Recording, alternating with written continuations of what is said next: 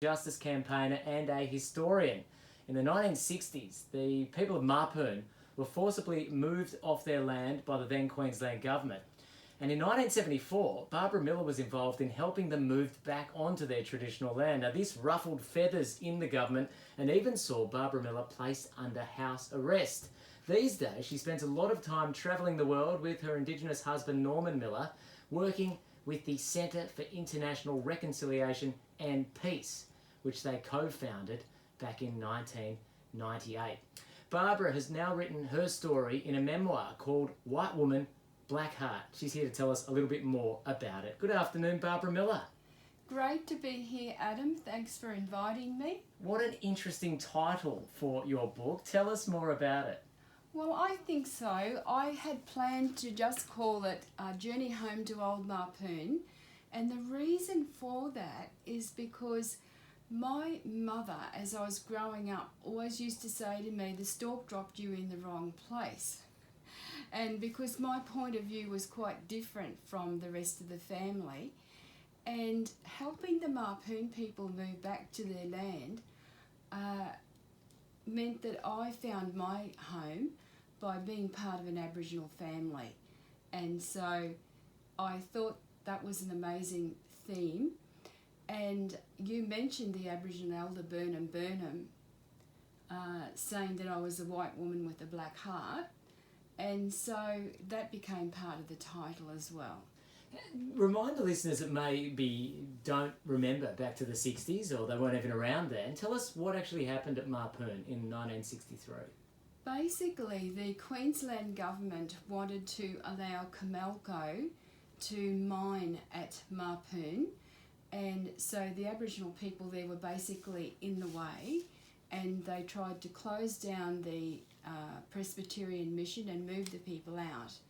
And some of them resisted and wouldn't go. And so the Queensland government sent the police in, rounded them up. It was like a mass kidnap and a mass arson. They were loaded onto a boat and many sent up to Bamaga, the tip of the Cape, and their houses and beds, as we just heard that song from Midnight Oil, although that referred to the Northern Territory, their belongings and everything were just burnt behind them, including the church and the store and the school and the health clinic, so the people would not return. But they didn't realise the strength and resilience of the Mapoon people who kept it in their heart all those years that they might return one day. And how does a white woman from the city end up working with the people of Mapoon to try and return them to their land? Well, that's an interesting story in itself, because I was with a group in Melbourne called International Development Action, and they wanted to do a project called the White Colonialism in Australia project, and they wanted to know where on earth in Australia would they do this. And so Burnham Burnham, this Aboriginal elder, said, I'll connect you with some key Aboriginal leaders who'll tell you where to go.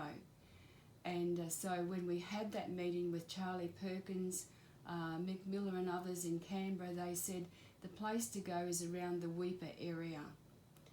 And I didn't know at that stage that Burnham Burnham was also playing matchmaker.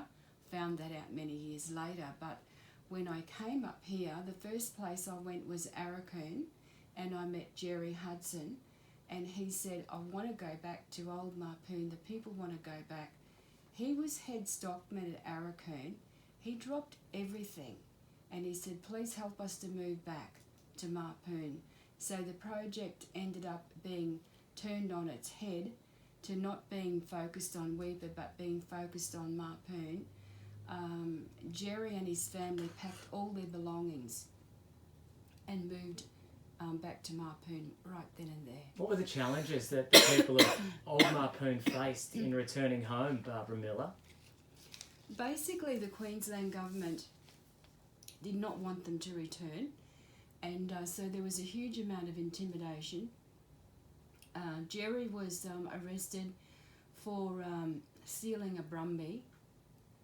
I was arrested for trespassing on Weipa South Aboriginal community, because in those days we were still under the Queensland Aborigines Act, Aboriginal people in Queensland. You were placed under house arrest at one point. What was that like? Well, that was an amazing story too. I had travelled to Thursday Island and to talk to the Mapoon people living there, and Marjorie Waimara travelled with me because I found this, that people, once people knew I was there to help them, they wanted to help me and they wanted to travel with me. And so Marjorie went over to Bamaga with me to visit the new Mapoon people who'd been moved up there to a place called Hidden Valley. Now, even though I had permission from the Department of Aboriginal Affairs to be there, they were still very annoyed and put me under house arrest, and Marjorie too, in the hotel. And we were, hostile. We were just really lucky that Eddie Wallace-Smith, who was the state member for Cook at the time, happened to be visiting and got us out. You're hearing from Barbara Miller on Northern Drive this afternoon. She is the author of a memoir called White Woman, Black Heart, Journey Home to Old Mapoon. Now, Barbara Miller, in your work as a historian and also someone that's been heavily involved in social justice over the years, have you ever encountered something quite like this where people have been able to return to their ancestral lands and there has been a reconciliation of sorts that's happened there? They've been able to come home and to go about things the way they wanted to. Yes, I don't think it's a common story at all, and I really believe that the Mapoon people have shown a lot of courage and a lot of resilience. There's been a huge amount of opposition from the Queensland government. It was the days of Bjelke Petersen, Kaloran, etc. Bob Catter actually did help later on with them getting the land grant. So the Mapoon people are happy about that. My husband Norman and I visited in 2016, and so that I could consult with the community over the memoir, and it's such a success story. I mean, there are no police in the community because there's no crime. The young people, I was talking to the children and the grandchildren of the pioneers that moved back. The grandchildren just love being there. It's not as if they want to race off to the town to the big lights. They actually love being there because they love going fishing and hunting and being on their country. So it's just a real success story. You played a role in helping them get back. What role was that? Well, basically, I was the liaison between them and the outside world. So I basically did a lot of lobbying. It was just really practical things like getting some finance for them, getting some approvals for getting a two-way radio and helping to set it up there, getting some finance in to help clear the airstrip. Just a huge amount of really, really practical things. Helping to get them set up legally as a company, bringing in press support, getting just a whole lot of lobbying of government.